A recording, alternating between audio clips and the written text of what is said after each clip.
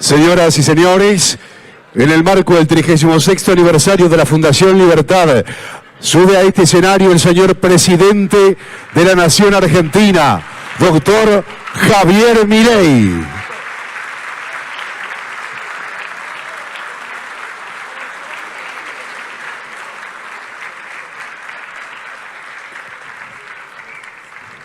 Hola a todos.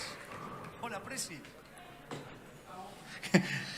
Hola a todos.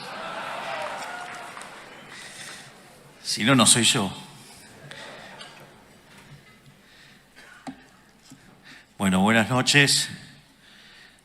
Muchas gracias a la Fundación Libertad por permitirme ser parte de esta reunión,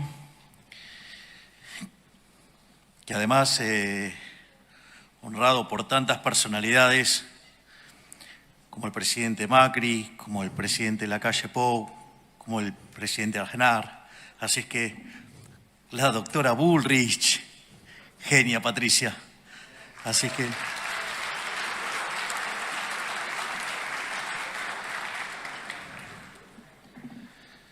obviamente que al momento de que uno tiene que elegir una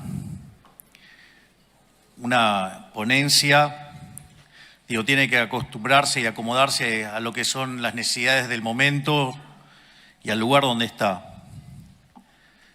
Y dada la discusión, digamos, que hoy está tan presente en Argentina sobre el tema de la inflación, sobre la discusión del tipo de cambio y ese tipo de cuestiones, y dado que estoy frente a un público calificado, un público que está acostumbrado a recibir análisis económico, la intención de esta charla es básicamente contarle cómo es nuestra visión de cómo enfrentar y atacar y exterminar de una vez por todas el problema de la inflación en Argentina, que tiene una fecha de inicio clara, que es cuando se creó esa institución nefasta que está en Reconquista 266, llamada Banco Central de la República Argentina.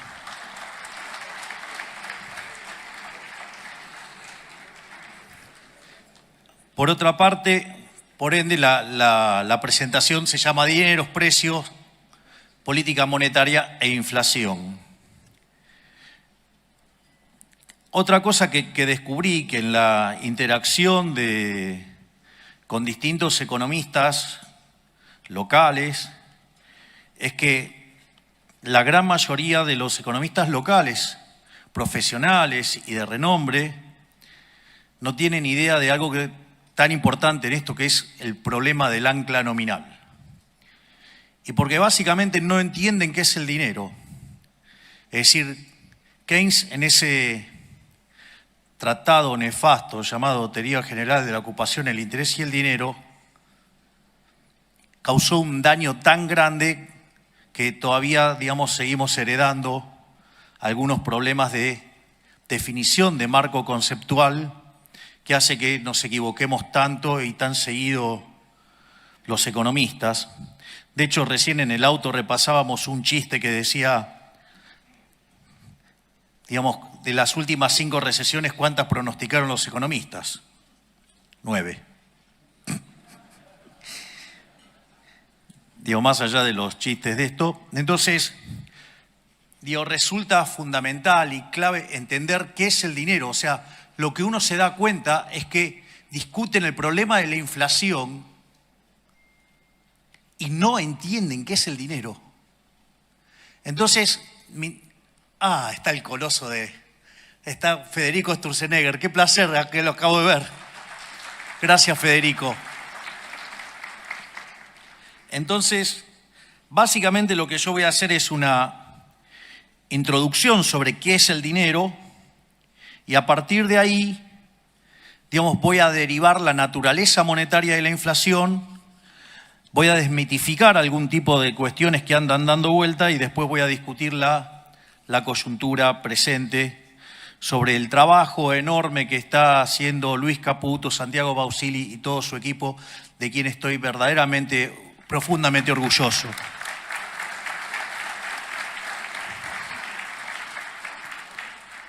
Entonces, lo primero es Si no hubiera dinero, ¿cómo sería la economía? Bueno, la economía sería una economía de trueque, donde se intercambian bienes por bienes. Ahora, en una sociedad chiquitita eso no es en principio un problema, pero en una sociedad más grande sí es un problema, porque ustedes tienen un problema que se llama la doble coincidencia. Es decir, ustedes tienen que encontrar a alguien que quiera comprar lo que ustedes tienen y al mismo tiempo, digamos, machear la venta, digamos, o sea, que además quiera lo que ustedes tienen. Por lo tanto, ese proceso se hace muy, muy difícil. Pero al margen de que ese proceso sea extremadamente difícil, aparece un segundo problema, que es el problema de la indivisibilidad. Porque sí, yo puedo querer comprar pan, el panadero quiere comprar el servicio de análisis económico, pero digamos, o sea, la cantidad de kilos de pan que me tiene que dar, digamos, para que yo le hable, no sé, una hora de economía, no me apea. Al menos hoy. Y espero que después de mi paso por la presidencia, muchísimo más. Porque tengo que seguir laburando después. Entonces, ahora, frente a esa situación, digo, el hombre no se quedó llorando. O sea, no es que se puso a llorar en un rincón, digo, y lloraba por el problema de la doble coincidencia y la indivisibilidad. Le buscó la vuelta y descubrió que había bienes que se intercambiaban muchísimo más que otros. Es decir, entonces, no es que compraba esos bienes que se intercambiaban mucho porque en principio los quería tener, sino que los adquiría para poder usarlo de medio indirecto para comprar otros bienes.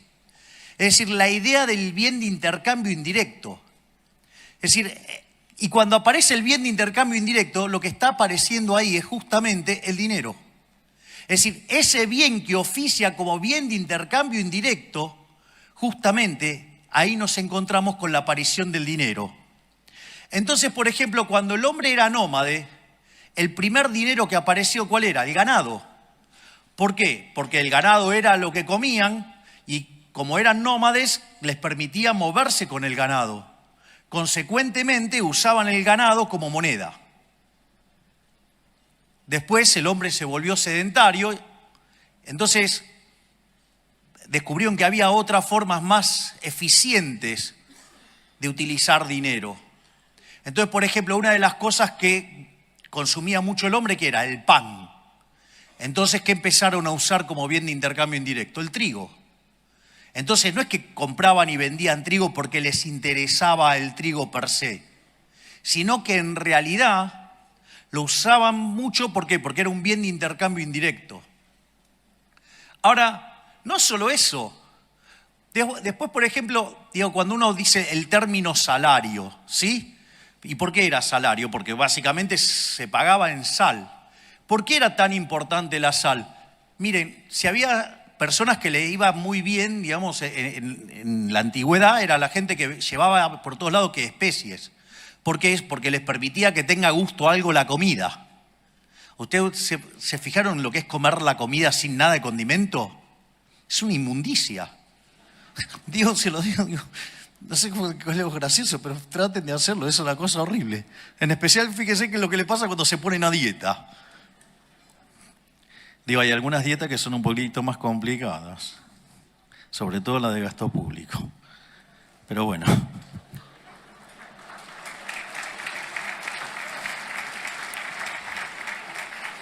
Ahora, más que aplausos, deberíamos estar regocijándonos que por primera vez le estamos dando duro y parejo al gasto público. Estamos cumpliendo el sueño de Rothbard. Es increíble, ¿no? Digamos, una caída real del 35% del gasto público. Vamos, muchachos, eso es sacar al Estado del medio. Es decir, la verdadera presión fiscal es el tamaño del Estado. Si le pegamos semejante recorte, vamos que les estoy devolviendo libertad a lo loco. Pero bueno. Es más, volviendo al tema de la sal, Digo, ¿por qué la tradición de darle la sal a la otra persona, de ponerla y no dársela directo en la mano? Porque dicen que si no sería mala suerte. ¿Y cómo era el tema del pago? Digo, venía el tipo con un saco, imagínense, entonces le pagaba con un saco de sal. Imagínense si cuando ustedes estaban manipulando la sal, se caía. Y era mala suerte, era una pérdida instantánea seguro. En ese contexto, por eso digamos que se apoyaba la sal y se pesaba y ahí se hacía el intercambio. Ha habido otras monedas, como ser el tabaco. Es más, cuenta una historia Milton Friedman en una de sus conferencias que dice que en la Alemania, digamos, después de la Segunda Guerra, cuando viene la hiperinflación, usaban clavos, usaban coñac, y dice que es la definición de dinero líquido más líquida que había conocido. O sea, había encontrado el verdadero M1. Digo, chistes de economistas, no se hagan problema. O sea, la próxima charla vengo con los subtítulos. Entonces, básicamente, ahora, ¿cuál era el problema con todo ese tipo de dineros que habían aparecido? O sea, que eran mercancías, o sea, que tenían un valor de uso como mercancía, pero también servían para hacer transacciones. Entonces, y eso oficiaba como dinero. O, digamos, cuando trabajamos en microeconomía y empezamos en equilibrio general, hablamos de numerario. Ahora, ¿cuál es el problema, digamos, de ese tipo de monedas? Bueno, que uno no vive un solo periodo. O sea, podían oficiar de unidad de cuenta, podían oficiar de medio generalizado de pago, pero ¿qué pasa? No preservaba el valor. Y como la economía, digamos, afortunadamente no es de un solo periodo, sino que es intertemporal, que incluye varios periodos, se degradaba con el tiempo. Es decir, como si tuviera tasa de interés negativa. Entonces, ¿qué es lo que descubrió el hombre? El hombre buscó los metales. Y así es como aparecieron dos monedas, que es el oro para las transacciones grandes y la plata para las transacciones más chicas. Entonces, vean que lo más importante de todo esto, o sea, ¿para qué hago toda esta historia de por qué aparece el dinero, cómo aparece el dinero? Para entender que el dinero es un bien de intercambio indirecto. Es decir, y al ser un bien de intercambio indirecto, ¿qué quiere decir? Que su demanda es una demanda derivada. Es decir, yo no demando dinero para llevármelo al traje de madera. Si yo demando dinero para hacer transacciones y básicamente quiero utilizar ese dinero, ¿sí?, para financiar un sendero de consumo a lo largo de toda mi vida. Es decir, por eso uso dinero. Ahora, si yo, entonces el dinero tiene esa connotación, esa característica, ¿de qué depende entonces la demanda de dinero? Y ahí es donde nos empezamos a encontrar con estos problemas. Porque si yo lo estoy definiendo de esta manera, la demanda de dinero tiene como contraparte el sendero intertemporal de consumo, es decir, mi programa de consumo a lo largo de toda mi vida. Ahora, y si yo me pongo a derivar la demanda de consumo de cada uno de estos bienes, que es lo que va a determinar como contraparte la demanda de dinero, ¿de qué depende esa demanda de bienes de consumo? Y en el fondo, esa demanda de bienes de consumo van a depender de lo que, en paz descanse, decía Robert Lucas Jr., que depende de los parámetros profundos. Es decir, depende de las preferencias, depende de la tecnología y depende de las dotaciones. Digo, por lo tanto, si las dotaciones están dadas, las preferencias están dadas y la tecnología, digamos, es un caso, digamos, sin que se haga alguna suposición sobre el progreso tecnológico, que digamos, también está dado y si lo quieren asumir, digamos, lo van a poner dentro del modelo. En el fondo, como diría un físico, en condiciones normales de presión y temperatura, la demanda de dinero debería ser una cosa absolutamente granítica que tiene como contrapartida mi sendero intertemporal de consumo que depende de los parámetros profundos que son datos dados. Esto es un tema demasiado interesante porque, digo, ¿qué es lo que sucede? Porque si entonces la demanda real de dinero, que es esto que acabo de decir y que sin presencia de ese ente nefasto que emite papelitos, digo, debería ser una cosa bastante dura, granítica. Y eso debería igualarse a los saldos reales, es decir, la cantidad de dinero dividido el nivel de precios. Entonces, fíjense que ahí ustedes se encuentran con la teoría monetaria de la inflación, porque ustedes van a determinar que el nivel de precios va a venir dado por el cociente entre la oferta de dinero y la demanda de dinero. Y ahí, cuando ustedes incrementen la cantidad de dinero, lo que van a hacer es determinar el nivel de precios. Es lo que se llama el problema del ancla nominal. Es más, cuando ustedes derivan las funciones de demanda de cada uno de estos bienes, como son, digamos, homogéneas de grado cero, digamos, ustedes determinan los precios relativos. Y al determinar que el dinero es el numerario, lo que hace el Banco Central es que queden todos los precios determinados en dinero, es decir, determina la escala nominal de la economía.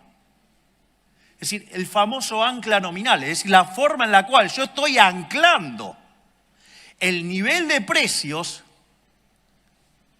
es fijando la cantidad de dinero.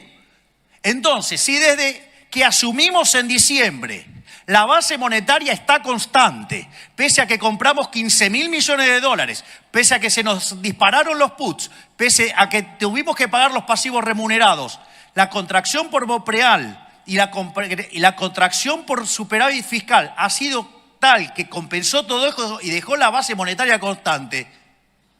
Por eso está bajando la inflación.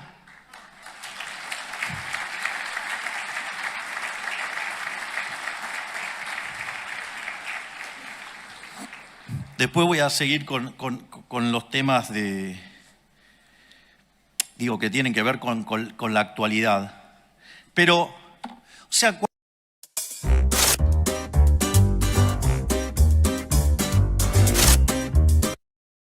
cuando dicen, algunos economistas profesionales, asumo que algunos, por ignorancia, otros por resentimientos, otro porque, o sea, si se quisieran suicidar, lo mejor que podrían hacer es tirarse de los más altos de su ego. Que quedarían hechos un huevo frito abajo.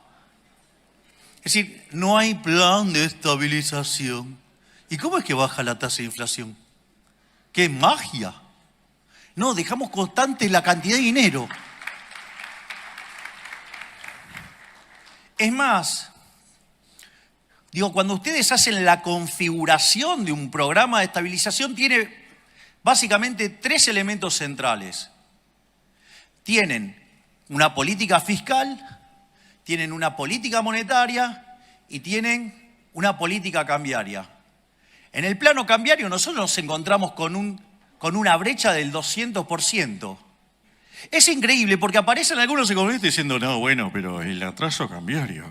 Acá hay un problema de atraso cambiario. Ahora, esos mismos que dicen que hay un problema de atraso cambiario son los mismos que decían que había que poner el dólar a 600 y tenían una hipótesis de inflación más alta. Nosotros los pusimos por el equivalente a 1000 y tenemos menos inflación. Podrían ser por lo menos, no sé, coherentes para ser intelectualmente no tan deshonestos. Ese es una de las cosas. La otra parte es la política fiscal. Déficit cero. ¿Qué decían? No, es imposible conseguir el déficit cero en el 2024. Y nosotros empezamos a orejear los números y hablábamos con Tote y me decía, me parece que alcanzamos el déficit cero en marzo. ¿Para qué? Me puse no bullish.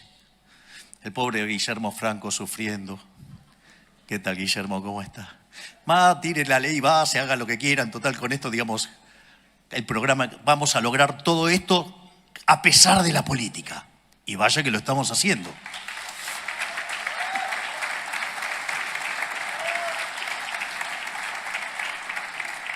¿Y con qué nos encontramos? Que eso que era imposible, lo logramos en el primer mes.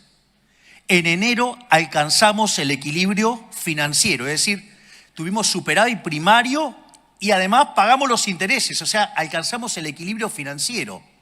Entonces, ¿qué dijeron, digamos, la manga de pifiadores? En lugar de reconocer que le pifiaron, no, bueno, es muy poquito de motosierra y es mucha licuadora. Digo, pregunten qué pasó con la obra pública.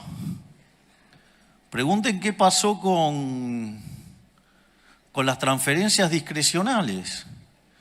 Pregunten qué pasó con los intermediarios de los planes. Pregunten qué pasó con la cantidad de empleados públicos. Me parece que la motosierra es un poquitito más grande. De hecho, la mayor parte del ajuste es motosierra. Y les voy a decir algo, a veces la licuadora, si se vuelve permanente, también es motosierra. Que quede claro entonces. Es decir, con lo cual, la motosierra final es cuestión de tiempo hasta que terminemos de estabilizar. Es más, y aquellos que dicen, no, bueno, pero ustedes no son liberales, subieron los impuestos.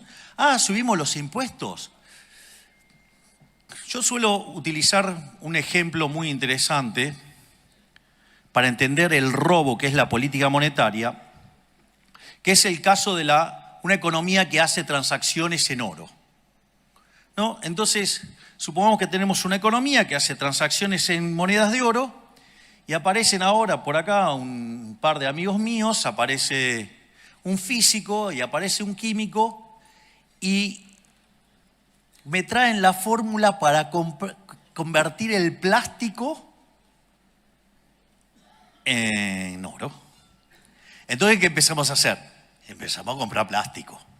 Entonces, ¿qué empezamos a hacer? Empezamos a falsificar oro. La pregunta es, si yo ese oro lo tuviera guardado en mi casa, o tengo un problema de autoestima y entonces quiero alardear que tengo toda una casa de oro y no es de oro, digamos, de todo oro falso, entonces agarro y hago todo eso. Hasta ahí no es ningún problema, porque yo ahí no estoy cometiendo ninguna estafa, hasta ahí no hay nada. O sea, lo único que estoy haciendo es falsificando. ¿El problema cuándo aparece? El problema aparece cuando ese oro falso yo lo meto adentro de la economía como si fuera bueno. Y cuando hago eso, ¿cuál es el problema? Estoy aumentando la oferta de oro. Y al aumentar la oferta de oro, el poder adquisitivo del oro cae. Es decir, que todos los precios expresados en unidades de oro suben. Eso se llama ¿cómo? Inflación. Es decir, donde la verdadera estafa no es la inflación. La verdadera estafa es el señoriaje. Es decir, es la emisión monetaria la verdadera estafa. Porque yo les hago una pregunta. Si ustedes tuvieran una economía en crecimiento y el Banco Central emite acorde al crecimiento de la demanda de dinero como consecuencia del crecimiento de la economía,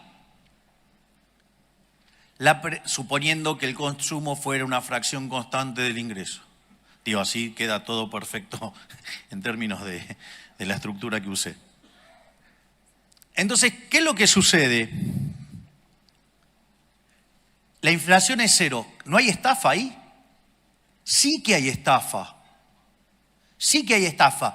Entonces claro, cuando quieren hacer la cuenta del impuesto inflacionario no le da. Porque cuando calculan la tasa, le da la tasa de inflación dividido 1 más la tasa de inflación. Entonces, como es cero, entonces no le da.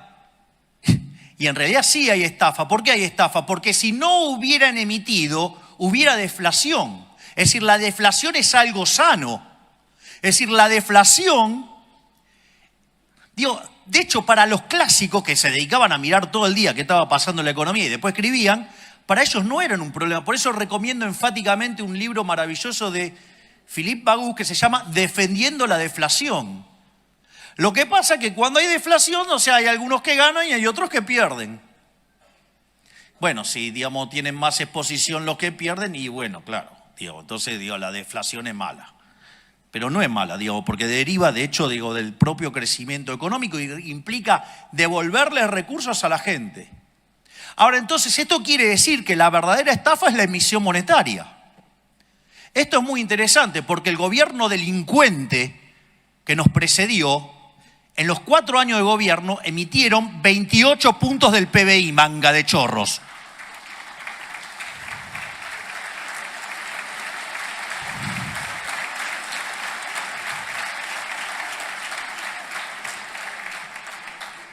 No solo eso, porque de esos 28 puntos del PBI,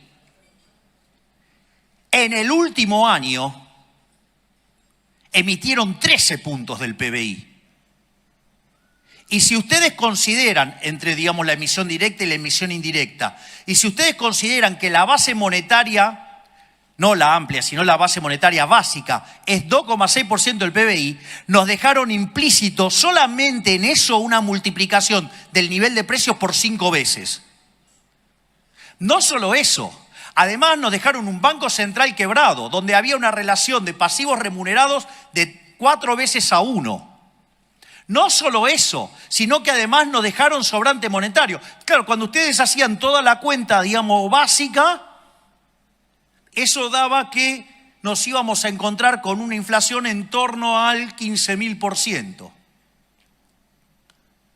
Digo, ese chico, el soviético, el que está en la provincia, ya no es una exageración. Eso era una exageración, decía, eso no pasa.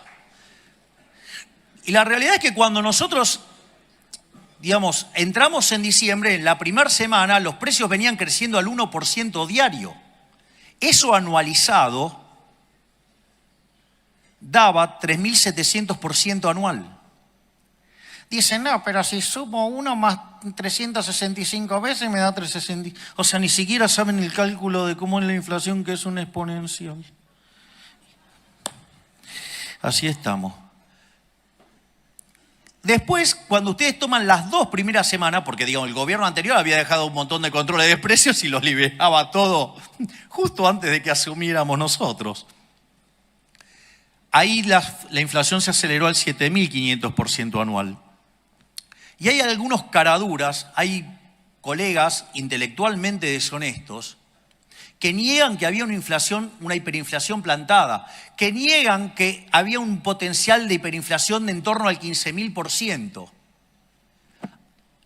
Y cuando ustedes toman la inflación mayorista, la inflación del mes de diciembre mayorista dio 54%. Eso anualizado da 17.000. Es decir, nosotros asumimos con una tasa de inflación mayorista corriendo al 17.000%. Y esa inflación que corría al 17.000%, es decir, al 54% mensual, dada la obra enorme que está llevando a cabo todo mi equipo, hoy esa inflación mayorista es del 5%. Es decir, la bajamos en 90% al ritmo al que crece la tasa de inflación. Y no tenga duda que la vamos a exterminar.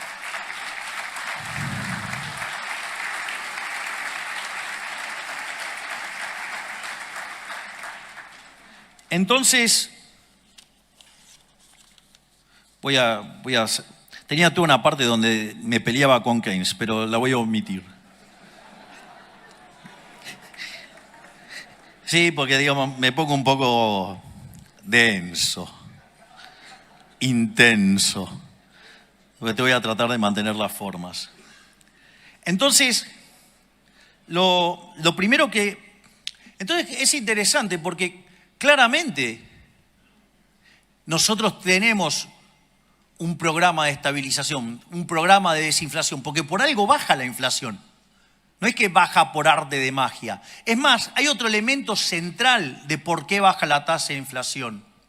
Una de las cosas enormes, digamos, que es digno de admiración, es el trabajo que está haciendo Santiago en el Banco Central y todo su equipo, Santiago Bausili. Esto, ¿por qué es tan importante?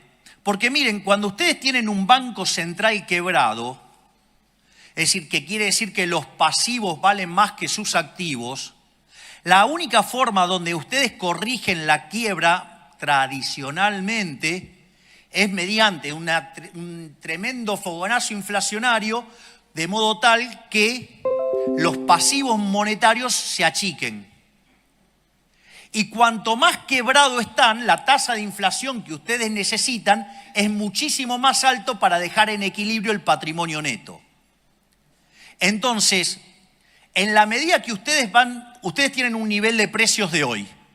En la medida que ustedes van a una quiebra del Banco Central y necesitan licuar eso, implica precios más altos, ¿no? Una inflación más alta implica... Entonces, cuando ustedes toman el nivel de precios que deja en equilibrio el balance del Banco Central respecto al nivel de precios que tiene hoy, unen eso, les da una línea y la pendiente de esa línea es la tasa de inflación. Entonces, conforme ustedes empiezan a limpiar el balance del Banco Central, lo que están bajando es la tasa de inflación. Esto es un tema muy interesante. Es decir, el trabajo que hace el Banco Central es fundamental, el saneamiento es fundamental para bajar la tasa de inflación. Es decir, ¿pero qué quieren que le diga? Si había uno que decía, no podés dolarizar, si no hay fideo y no hay tuco, y me invitás a fideo y tuco, fideo con tuco. Pues se equivocó, pero es más fácil tirar volquete de estiércol antes que reconocer el error. De hecho, una de las cosas, miren, digamos, si lo que están murmurando se comieron el verso, lo siento, I'm so sorry. La vida es así. De hecho, fíjense que nosotros teníamos varias propuestas de dolarización. En la medida que íbamos avanzando, algunas se nos caían, otras quedaban en pie. La única que me quedó en pie es la que habíamos propuesto nosotros, que era tomar los pasivos del Banco Central, los activos del Banco Central, pasarlo a títulos de mercado, que obviamente tienen un descuento enorme, ¿sí? Y con esos títulos ponerlos contra los dólares y haciendo todas las correcciones que esos títulos subieran de precio. Y eso ofrecía un negocio enorme.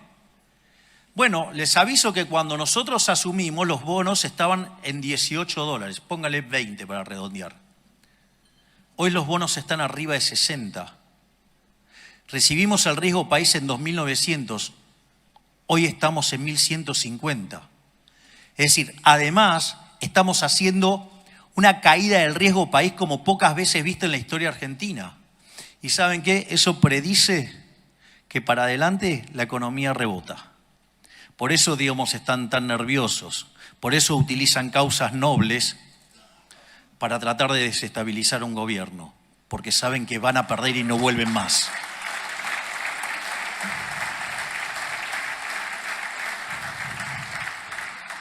Por lo tanto, fíjense que cuando nosotros recibimos ese déficit monumental de 15 puntos del PBI, 5 en el Tesoro y 10 en el Banco Central, hoy entre el ajuste que hicimos en el Tesoro y el ajuste que lleva hecho el Banco Central, de 15 puntos lo bajamos a 13. No solo eso, cuando termine el año le habremos devuelto al sector privado 15 puntos del PBI en ahorro. ¿Quieren saber cómo va a crecer la economía? Va a subir como pedo de buzo.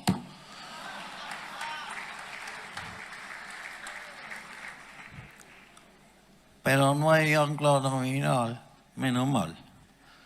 Bueno, eso, entonces hay un ancla, el caso, del ancla nominal, que es cuando ustedes fijan la cantidad de dinero. Obviamente que no es la única forma de anclar. Hay cosas que verdaderamente a mí me parecen divertidas, ¿no? Porque vienen economistas y dicen, no, bueno, porque no hay un plan integral, porque debería definir la matriz productiva de los próximos, 5 años. ¿Qué quieren? ¿Un plan quinquenal? No soy Leontiev. No soy un comunista, soy liberal libertario. Creo en la libertad. Creo que eso lo tienen que determinar los empresarios, no un burócrata, digamos, fatalmente arrogante desde una oficina.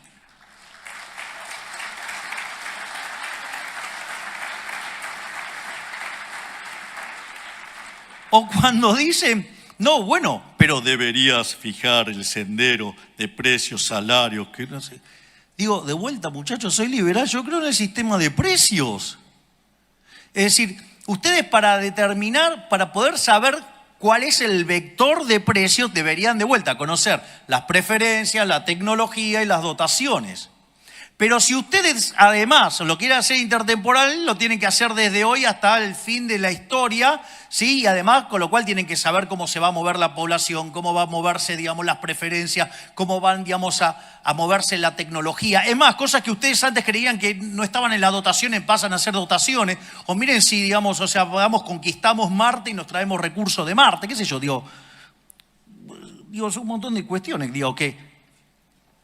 Entonces, digo, para poder acertar todo eso uno tendría que ser omnisciente, omnipresente y omnipotente. Es decir, deberían ser Dios. Digo, mire, por mucho que le pesen a los políticos, ¿saben qué? No son Dios. Les diría que son peores que el ser humano promedio. Porque cuando yo entré en política, digamos, y después de un tiempo me preguntó un periodista, así de manera media agresiva, me dijo, bueno, pero usted, digamos, que entró en política y se vive quejando de los políticos, ¿y qué piensa ahora? Entonces le dije, que me equivoqué. Me dijo, vio que al final, que no eran tan buenos. No, me equivoqué para mal, son mucho peor de lo que imaginaba. Entonces, digamos, o sea, por eso el sistema de la libertad funciona mucho mejor, porque, digamos, o sea, estas, digamos, son... Digamos, decir que son monos con navaja es insultar a los monos.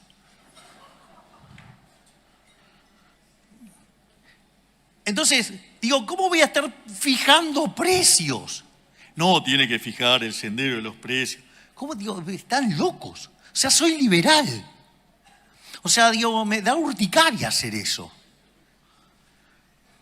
Entonces, no solo eso, ni que hablar. Me imagino que podrían ponerse a buscar los informes que reciben de muchos economistas profesionales que decían que había que poner la tasa de interés real positiva.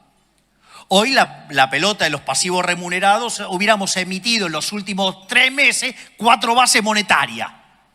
El problema es cuando explota la pelota, lo habrá padecido Federico con las LEVAX, después con las LELIX, y ahora serían los pasivos remunerados. Que dicho sea de paso, el gobierno anterior fue tan amigable que nos dejó todos los pasivos remunerados a un día. Como verán, estaba fácil, ¿eh? Digo, es tan fácil desde la tribuna. El otro día hablaba con el profesor de Pablo y le reconocí un error mío, digo, de tiempo atrás.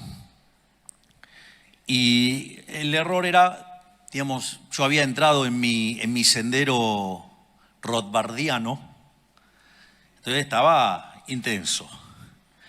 Y cada vez que hablábamos de política económica, digo, yo como que me enojaba porque lo veía como muy condescendiente, digamos. O sea, el profe de Pablo entrevistó a todos los ministros de Economía y presidentes del Banco Central desde la mitad del siglo XX en adelante.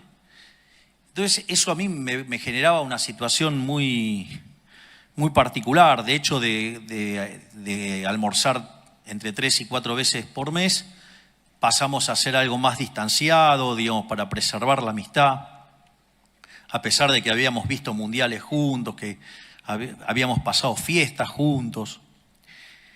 Y el profe de Pablo, con su sabiduría, seguro que dijo, andá, aprendé y volvé. Y el otro día, digo, yo le reconocí, digo, mi error, porque una de las cosas que yo siempre traté de hacer como analista era tratar de incorporar las restricciones. Bueno, ahora descubrí que son más. O sea, es un poquitito más difícil. Entonces, digo, desde la tribuna es bastante fácil, porque aparte hay algo interesante, que es, ¿saben qué? Mire, ustedes van a ver un partido de Argentina, el partido de Argentina es muy lindo, las banderas, los cánticos, todo lo que usted quiere, es fabuloso. Pero los goles los hace Messi. Es decir, si ustedes quieren ganar, digamos, tienen que empezar a hacer goles. O sea, y la verdad que yo con mi equipo, digo, me siento que tengo a varios Messi adentro del equipo, siento que Toto es Messi, siento que Patricia es Messi, siento que Sandra es Messi, siento que Diana es Messi, siento que cada uno, pienso que Guillermo es Messi, que todos ellos son un Messi en su puesto, por decirlo de alguna manera. La verdad que estoy muy feliz con el excelente equipo que formamos. Y la verdad es que, digamos, para hacer esto hay que meterse, hay que meterse. Digo, si no, nos van a gobernar los orcos. Y otra cosa que recomiendo, digamos, para tener en cuenta, que los orcos lo entienden perfecto, pero parece que nosotros los liberales no somos tan vivos y no nos damos cuenta. El poder es un juego de suma cero. Si lo tenemos nosotros, no lo tienen ellos. Y ellos sí eso lo entienden. Ellos pueden tener los bolsos de López y lo van a seguir negando. O sea, ustedes los van a encontrar afanando y lo van a negar. Y nosotros empezamos, no, porque en realidad, como dijo un imbécil, este no es un gobierno liberal porque no liberó la droga. O que no bajamos los impuestos. Llegaron los ofertazos para el hogar de Mercado Libre. Disfruta hasta un 35% de descuento y 6 cuotas sin interés en miles de productos para tu hogar. Mercado Libre, compra en la app. Está cayendo. Es decir, digo, estoy cobrando menos, digamos, o sea, en el fondo voy a tener menos impuestos, porque tengo un Estado más chico. La otra forma, digamos, que se suele utilizar como ancla, se suele utilizar el tipo de cambio, es decir, fijar el tipo de cambio y usarlo como ancla. Eso tiene un sentido porque en realidad el nivel de precios local, entonces, en ese caso vendría dado por el tipo de cambio que está fijo y por el nivel de precios internacionales. Y eso permitiría determinar el nivel de precios. Y cuando ustedes hacen eso, digamos, como siempre, la cantidad de dinero dentro de la economía viene determinado por la demanda de dinero.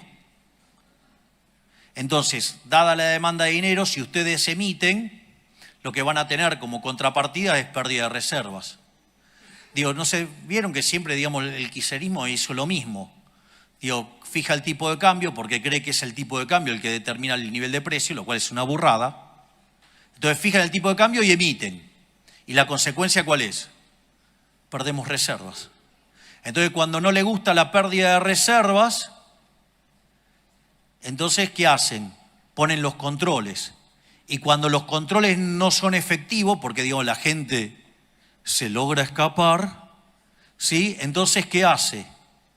Mete ley penal cambiaria, porque entonces así, si ustedes deciden salir de la estafa del Estado, entonces, ley penal cambiaria. ¿Por qué? Para que de esa manera aumente forzosamente la demanda de dinero y aumentar la base imponible del impuesto inflacionario. Un impuesto no legislado, un robo. Y después cuando yo digo que el que fugó la plata es un héroe, viene un imbécil y me hace un juicio. Es buenísimo. O sea, el chorro acusando al honesto. Más claro, imposible. Por eso no es que casualidad que tengamos 100 años de decadencia. Si tenemos la cabeza quemada del socialismo en la sangre.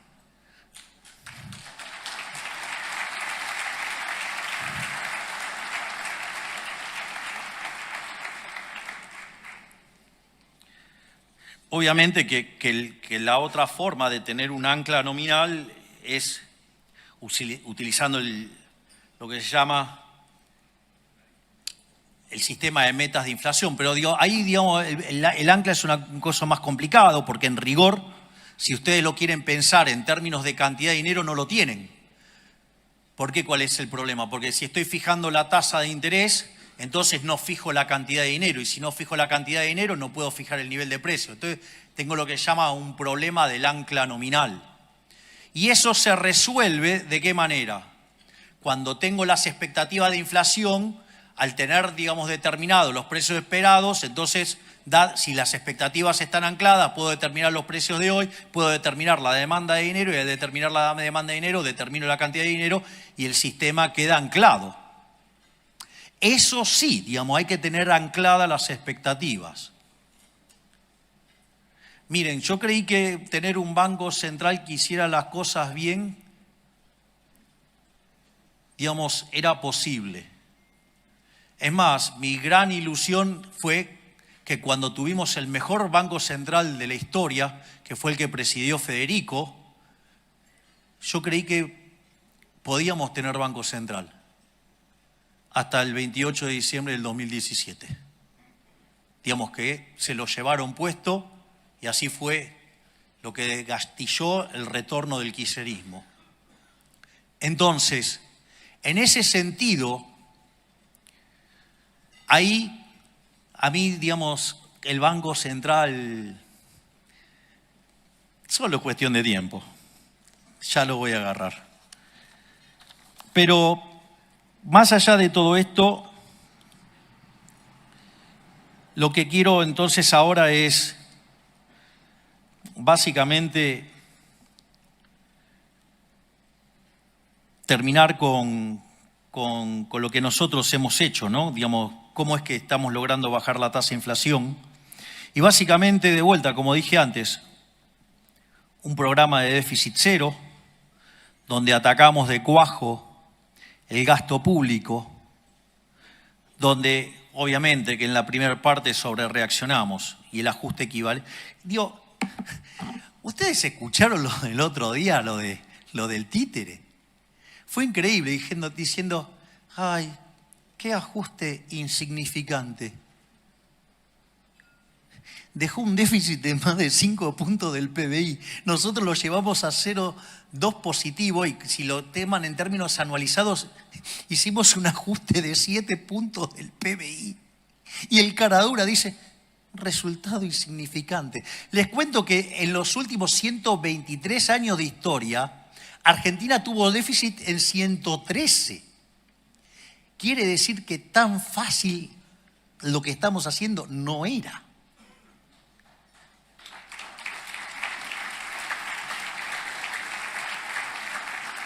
Sigan para mi ego y para que pueda tomar agua.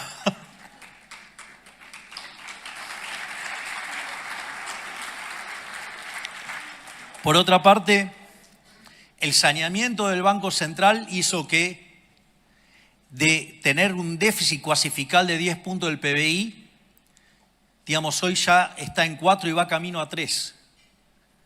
Es decir, cuando vengan las próximas tasas de inflación y volvamos a bajar la tasa, otro punto más le vamos a echar. Entonces, cuando ustedes computan lo que ajustamos en el Tesoro y lo que ajustamos en el Banco Central, ya llevamos ajustado de los 15 puntos, 13 puntos. No existe registro histórico en la historia de la humanidad de un ajuste de semejante calibre en 3 meses. Pero no solo eso, sino si ustedes se fijan, tanto los analistas como el Fondo Monetario Internacional, cuando nosotros llegamos, estaba esperando una inflación del 250%. Digo, para Argentina, en un caso optimista. Bueno, hoy el fondo espera que Argentina, la inflación este año cierre en 150%. Para que cierre en 150%, de acá a fin de año la inflación promedio tiene que ser del 5,5%. Es decir, que hacia fin de año está claro que la tasa de inflación, dado donde arrancamos, va a estar bastante por debajo del 5%. Es decir, lo estamos logrando, estamos terminando con la inflación.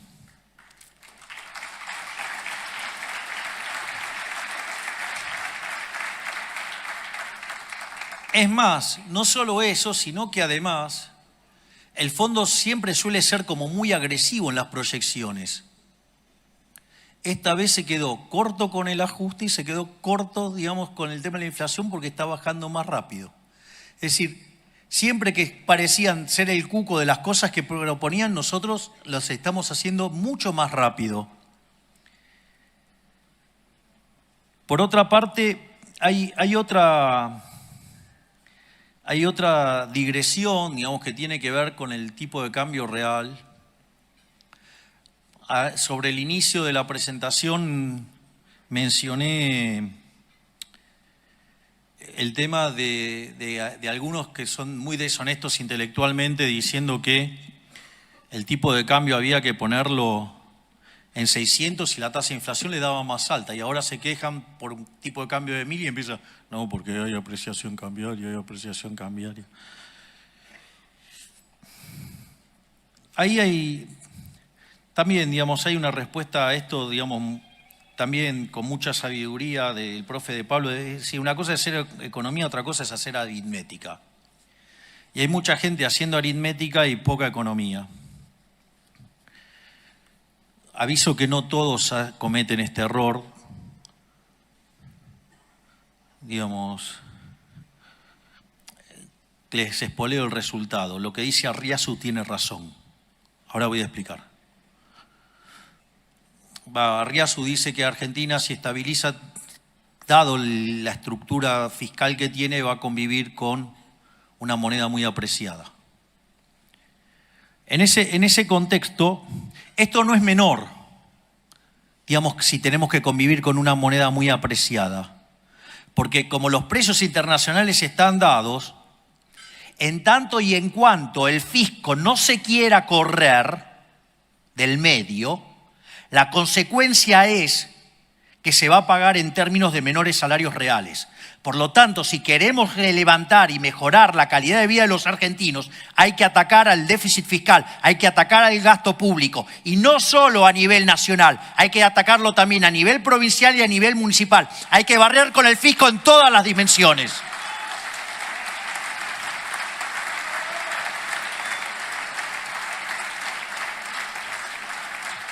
Esto es, la fuente de nuestro empobrecimiento, la fuente de que la gente no le alcance la guita, la fuente de que haya tantos pobres, tantos indigentes y que haya un montón de argentinos cagándose de hambre, es culpa de los malditos políticos que no quieran bajar el gasto público.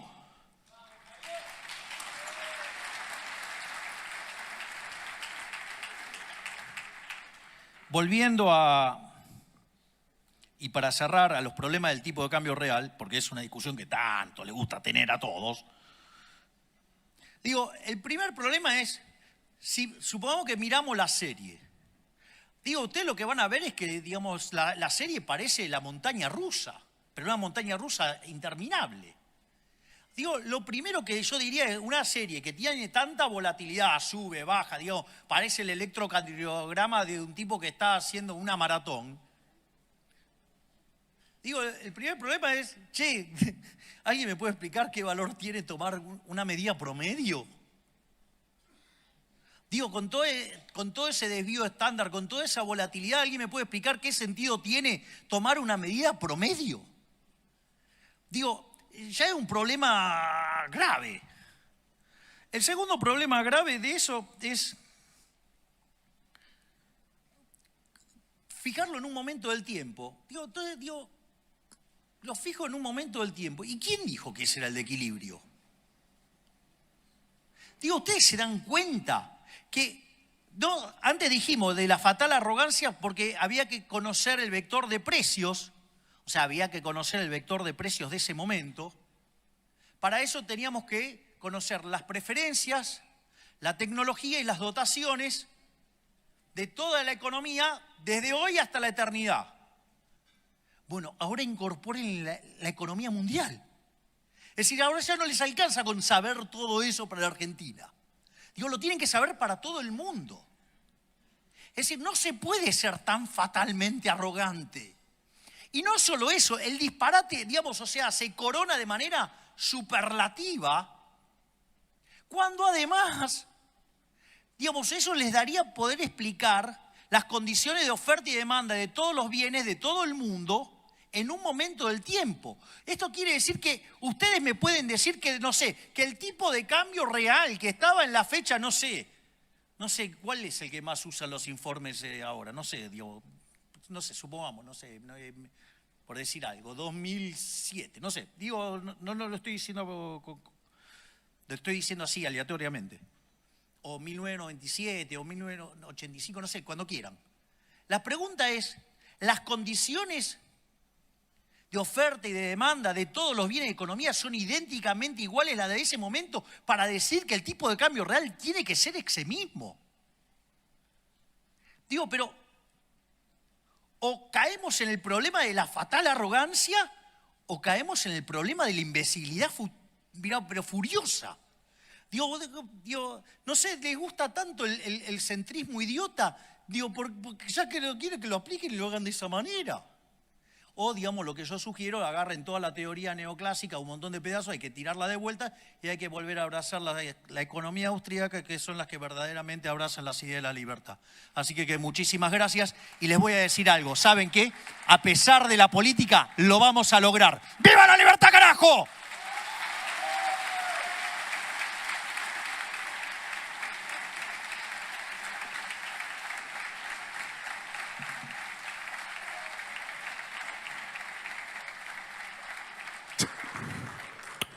Han sido las palabras del señor presidente de la Nación Argentina, el doctor Javier Milei.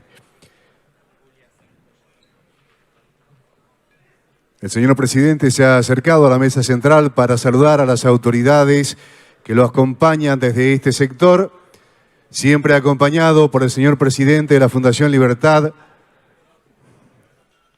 señor Bongiovanni, como así también la señora secretaria general de la Presidencia de la Nación, Karina Milei.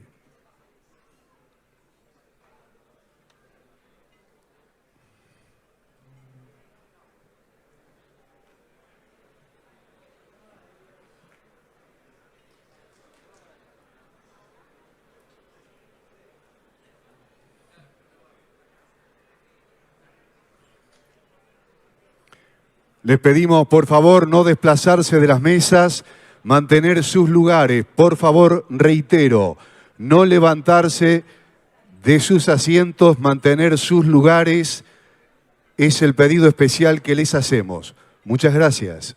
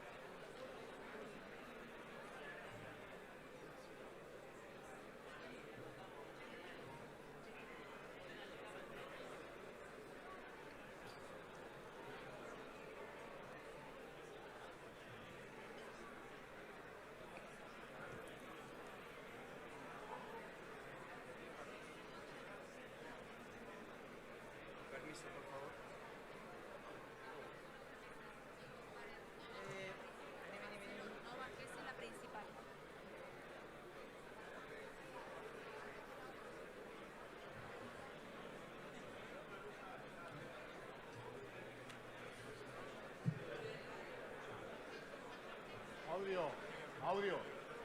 Déjame abierto por las dudas. Gracias.